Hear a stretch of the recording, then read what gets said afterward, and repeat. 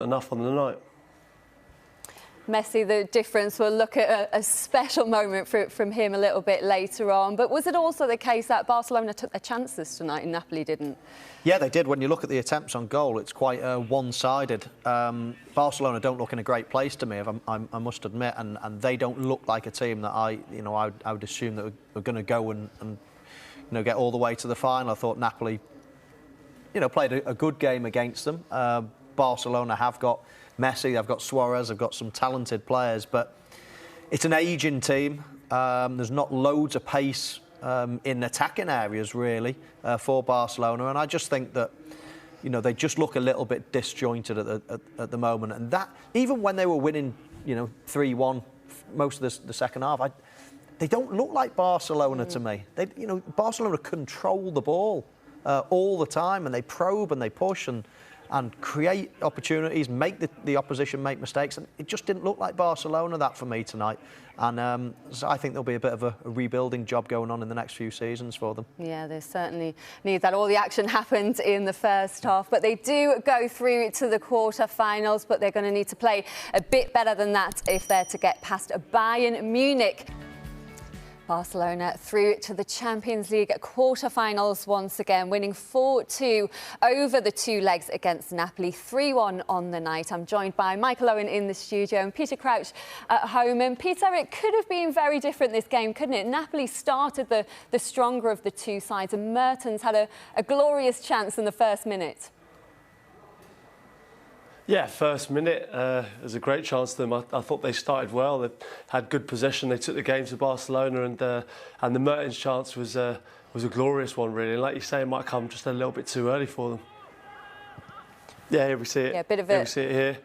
It just broke to him, fortunately. Yeah, and I think he's going for the far corner then. Obviously, I'll probably know better than Michael, but it's come off the wrong side of his foot and got him just off the post. He just takes it too early, doesn't he? He does. I mean, he probably takes it 3 inches too early, basically. And the problem is you don't know what's behind you, so you're all excited, you think there's a chance, but as I've said before, in that situation, goal scorers, and he normally is, you've got to be cold, you've got to just do the right thing, and he gets so excited, I've got to take it early. And as I say, well, 3 inches means that he shanks it to the near post, when, as Crouchy says, he was going for the far post. And after that bright start, Gattuso would have been furious with the way they conceded to Barcelona from a corner. Well, I mean, I've prepared to play against Barcelona many a times, and I can tell you that set pieces are the last thing you think of. You're thinking of team shape, you're thinking of getting bodies in and around the edge of the box. The last thing you think you're going to do is concede to just an in-swinging corner that loops in. Is there a push there? VAR had a look at that, didn't they? Yeah, they did have a look, and I think they were right to have a look, because I think there was a push there, and it eventually knocked Koulibaly off his feet. But I didn't think there was enough there to disallow the goal. I thought it was the VAR came up with the right call. And then Lionel Messi, a moment of magic for Barcelona's second. Peter, I don't know how many times we use the word ridiculous when we're talking about Messi.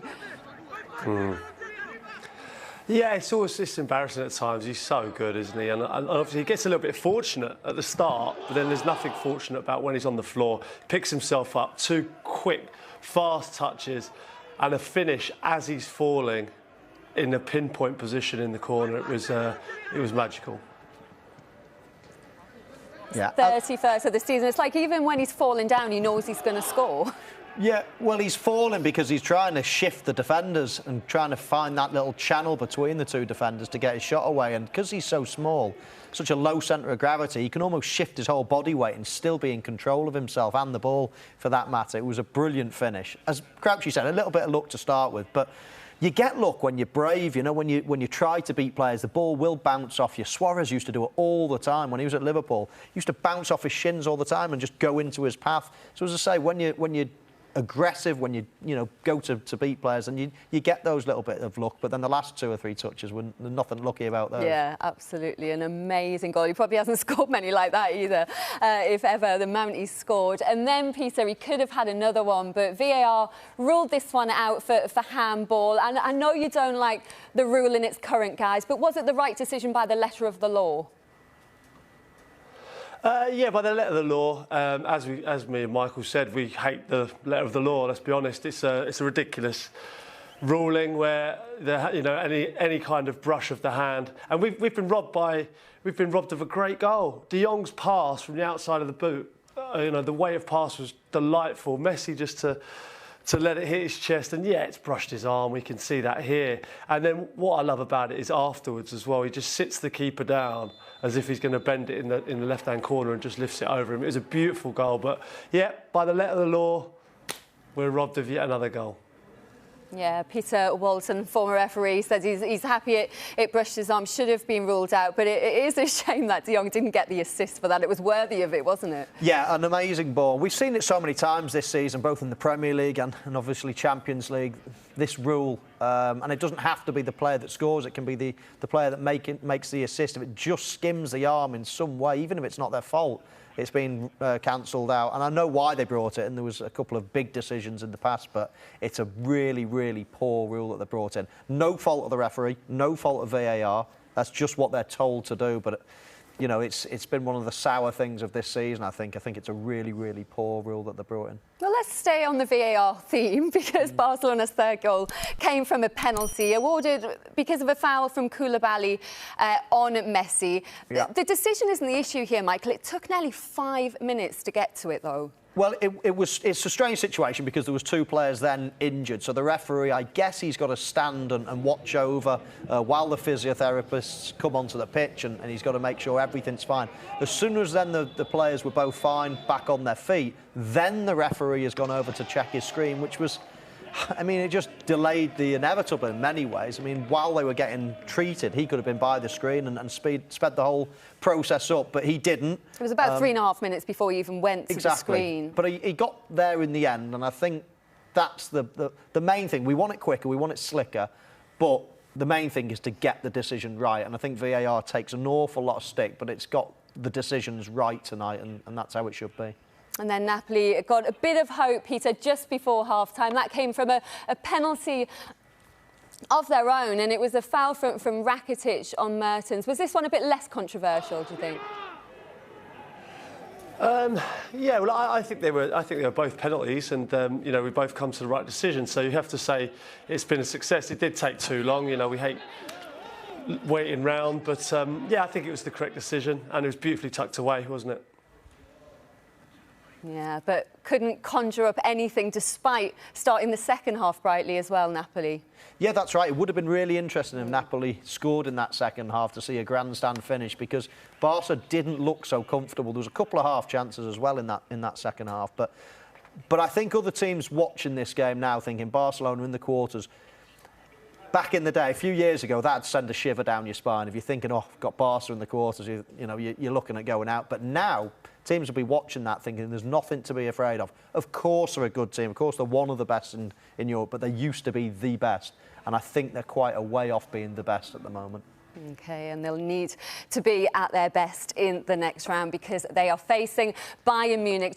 Welcome back here on BT Sport 2. We've seen Barcelona head to the Champions League quarter-finals, beating Napoli 3-1 on the night, and they will be facing Bayern Munich, who went into the second leg this evening at the Allianz 3-0 up against Chelsea and strolled through to the quarter-finals. Bayern opened the scoring after Lewandowski was taken down by Willy Caballero.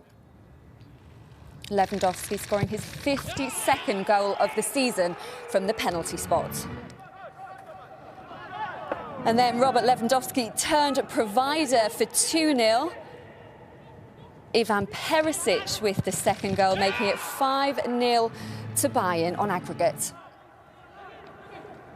Just before half-time, though, Chelsea got a consolation goal. Tammy Abraham from close range. But Bayern got their third of the night. Corentin Tolisso, another assist for Lewandowski, who then got his 53rd of the season.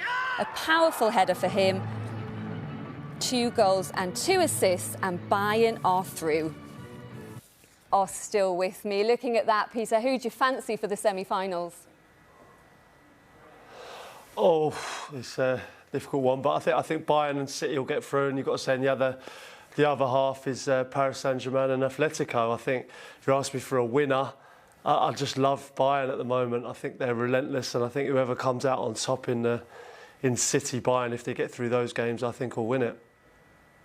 Yeah, they outclassed Chelsea, didn't they, over the 2 legs. They haven't lost in 2020, and with Lewandowski in form like that, is it hard to see past Bayern this season? He's a staggering player, has been for a long time. I mean, it's interesting. A lot of the goal scorers, the top goal scorers around Europe this season in particular, have been older players.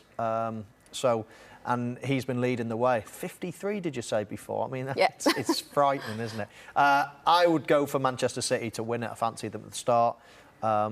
I think it is between... Yeah, I think the winners of that, I'd agree with Crouchy. The winners of Munich against City will probably be the favourites. But I'm going to go for City. I think they're in good form themselves and got a lot of good players. They've got Lyon. Lyon took 4 points off City in the group stage last season, Peter. But do you feel in this format as well, Man City probably will never have a better chance to win the Champions League?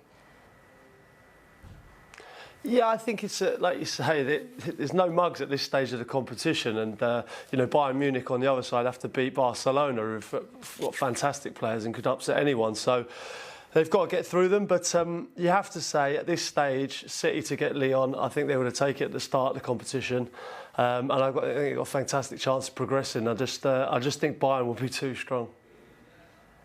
Yeah, absolutely. And the other side of the draw does look a bit easier, especially for PSG. But do you think in this single tie format, it could perhaps benefit the smaller teams? Definitely, yeah. I mean, one-off games, there's more that can happen, of course. Normally, over 2 legs, the better team will win. But I don't know, I've never really fancied Paris Saint-Germain to go on and win this competition. I don't think they play high enough quality games on a regular basis to win it. They've been touted for many, many years now and always flattered to deceive. So in that half of the draw, I'd probably say Atletico are the likeliest to get to the final, and they're very difficult to beat. Obviously, a different style to most of them.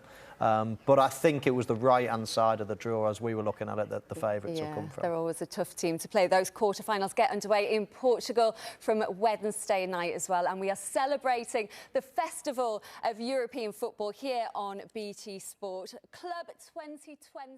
And